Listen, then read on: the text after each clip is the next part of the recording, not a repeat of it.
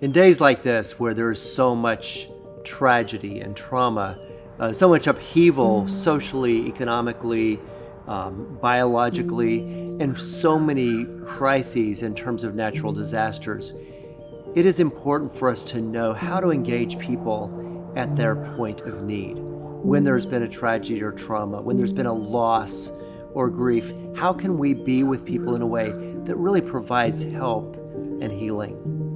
The first thing I think that we should think about is what is moving us. It's important to know your motive. The Apostle Paul tells us in 1 Corinthians that chapter 13 that we can have all knowledge, we can understand all mysteries, we can have the gift of prophecy, we can give our bodies to be burned, but if we don't have love, it profits nothing. Love is our motive. A heart of compassion is really what moved Jesus in connecting with people in a powerful way. The old saying is, people don't care how much you know until they know how much you care. The Apostle Paul encourages us in 2 Corinthians to be moved by the love of Christ. Listen to what he says in the 5th chapter of 2 Corinthians, verses 14 through 18. For Christ's love compels us, because we are convinced that one died for all, therefore all died. And he who died for all, that those who live should no longer live for themselves, but for him who died for them and was raised again. So from now on, we regard no one from a worldly point of view. Though we once regarded Christ in this way, we do so no longer. Therefore, Paul says, if anyone is in Christ, the new creation has come. The old is gone, the new is here.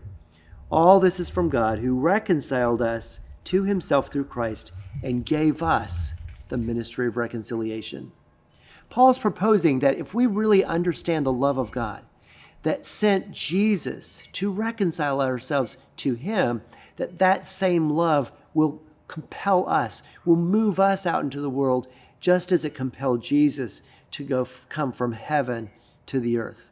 Compassion is our heart for the hurting. Obviously, it's easy to lose sight of our goal. Sometimes we get too wrapped up in results to remember that the actions that we take are important, even if they don't give the result that we wish for. If our goal is to be helpful, to be the hero, to fix it, we may be set up for a lot of frustration.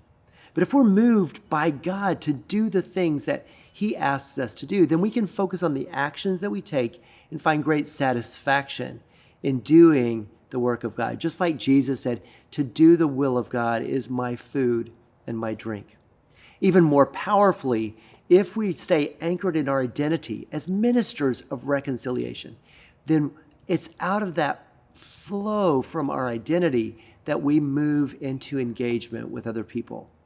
As Jesus says in the parable of the sower went out to sow. That's who we are. We are reconcilers. We are ministers of good news. And as we flow from that identity into behaviors that reflect God's love, then we can be confident that the results will follow as God intends. As in the parable of the sower, some of the people we minister to may or may not receive what we have to offer. But in some cases, the reward will be great. Obviously, compassion for others is vital. But it turns out that we have to start with a heart of compassion toward ourselves. If we have not learned to be kind to ourselves when we fall down, learned to be accepting of ourselves when we fall short, learned to show affection to ourselves even when we don't deserve it, we will be hard-pressed to be with others in a way that generates the sense of full acceptance and attunement and acknowledgement that people so deeply desire. If you've never understood or looked at the concept of self-compassion, please go to self-compassion.org and take the self-assessment quiz there. The website is an outgrowth of work by Kristen Neff at UT Austin.